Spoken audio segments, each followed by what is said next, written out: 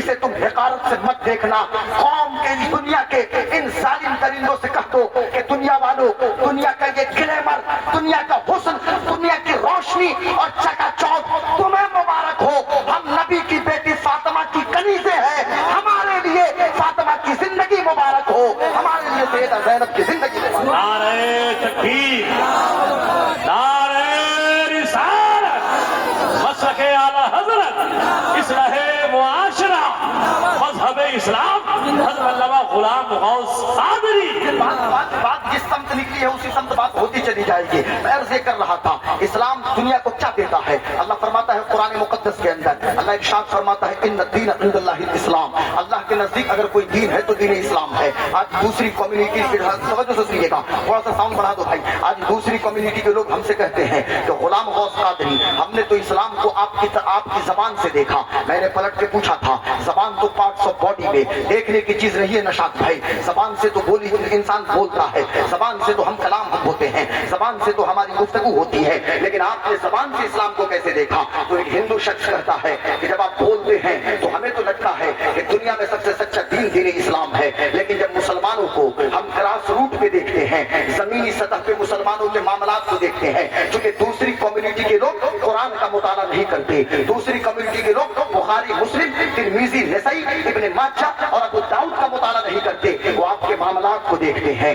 وہ آپ کے اخلاق کو دیکھتے ہیں، وہ آپ کے کردار کو دیکھتے ہیں. آپ کے معاملات میں ٹرانسپیرنسی ہے کہ نہیں، آپ کے معاملات میں پاردرشتا ہے کہ نہیں، آپ سچ بول رہے ہیں کہ کیا کر رہے ہیں، آپ کے اندر امانت داری کتنی ہے، ایفائے عہد کا جذبہ کیا ہے، آپ کس طرح وعدہ وفا کر رہے ہیں، امانت میں خیانت تو نہیں کر رہے. آپ کیسے ہیں، آپ کا کردار کیا ہے، آپ کا اخلاق کیا ہے. آج ہم جس دین کو ریپرزینٹ کر رہے ہیں دنیا کے سامنے، یار کا ساؤنڈ کمی رکھے، سیٹی نہیں آنی چاہیے کہ آپ اسلام کو کو بھی کم کر دیجئے. آپ اسلام کو ریپرزینٹ کر رہے ہیں. میں قوم کی ماؤں سے بھی کہوں گا، قوم کی بیٹیوں بہنوں سے بھی کہوں گا، چونکہ میں نہیں چاہتا کہ آپ نعرہ لگائیں یا سبحان اللہ کہیں، بس غور سے سن لیجیے. حالانکہ سبحان اللہ کہیے گا تو آپ کو ثواب ملے گا. بات کیا چل رہی تھی بیٹا، غور سے سنو. اپنے مولانا کو ادھر دیکھو، میری طرف دیکھو، میری آنکھ کی طرف دیکھو اور میرے باڈی لینگویج کو دیکھو. میں کہہ رہا کہ چاچو کو تھوڑا سا کمفرٹ میں محسوس نہیں کر رہا ہوں اس کرسی پہ، لیکن نو ایشو، کوئی مسئلہ نہیں ہے. بس تھوڑی دیر گفتگو سن لیجیے، چونکہ ایک لمبی فہرست ہے. علامہ اظہر القادری، علامہ احسن صاحب ہے اور دلبر شاہی صاحب، قبلہ الفت نوری صاحب، ہمارے شعراء فیضان مجاہد، سب لوگ پڑھیں گے یہ کے بعد دیگرے.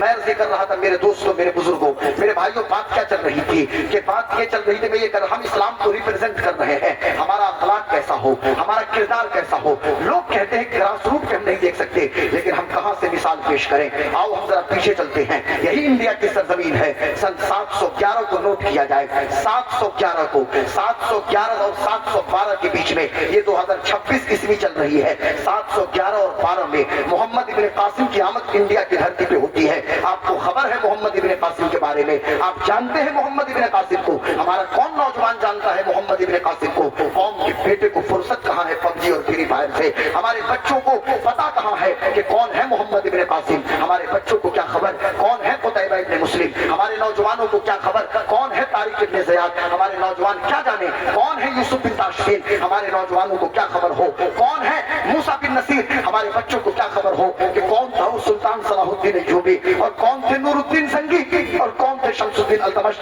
اس لیے خدا کا واسطہ اپنی تاریخ کو پڑھیے اور یاد رکھیے گا. میں ایک جملہ بار بار کوٹ کرتا ہوں، تاریخ وہی لوگ بناتے ہیں کہ جن کو اپنے تاریخ کا علم ہوتا ہے. اگر آپ اپنی تاریخ کو بھول جائیے گا تو آپ کا وجود بھی صفحہ ہستی سے مٹا دیا جائے گا. اس لیے تنہائی میں ذرا سوچئے کہ آپ کی زندگی کس طرح گزر رہی ہے. 24 گھنٹہ آپ کے پاس ہے، 24 گھنٹہ میرے پاس ہے. اس 24 گھنٹہ کو ہم کس طرح گزار رہے ہیں؟ یہی بھارت کی سرزمین ہے کہ جب سندھ کی دھرتی پہ اسلامی سطوت و جبروت کا پرچم لہرایا ہے محمد ابن قاسم نے، اور کسی وجہ سے جنرل ہیڈ کوارٹر سے ان کی طلب ہو گئی. صرف 2-3 سال کے بعد جب واپس جانے لگے تو بھارت کی تاریخ ہمیں بتاتی ہے کہ یہاں کے برہمنوں کی بات کرتا ہوں، یہاں کے پنڈتوں نے محمد ابن قاسم کے راستے میں اپنی اپنی چادر کو بچھا دیا تھا.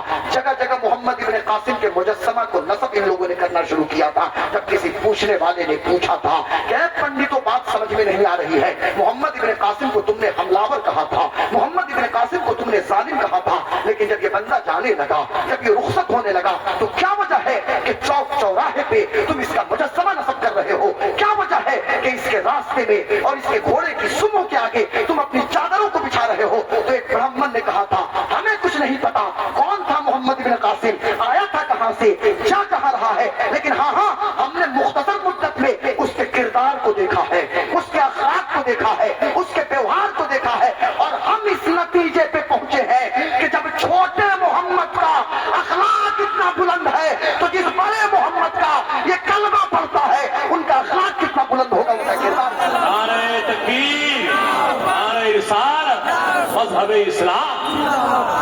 हम इस्लाम को रिप्रेजेंट करते हैं, लेकिन अफसोस की बात है आज हमारा किरदार कैसा है। आज अपनी सोसाइटी के अंदर देखिए, बहुत अफसोस के साथ सन हमा दाग दाग शुद कुंबा कोजा कोजा ने हम एक दो जख्म नहीं, सारा बदन है छलनी, दर्द बेचारा परेशान है कहां से उठे, पूरा जिस्म ही मेरा जख्मी जख्मी है। मैं अहले स्टेज को सुनाने के लिए मैं नहीं आता, मैं आपको एड्रेस कर रहा हूँ, ये सब पढ़े लिखे लोग हैं, आप मेरी बात सुन लीजिए और दुआ दे दीजिए। ये हजरात सिर्फ दुआ दे दे वही काफी, आप सुभान अल्लाह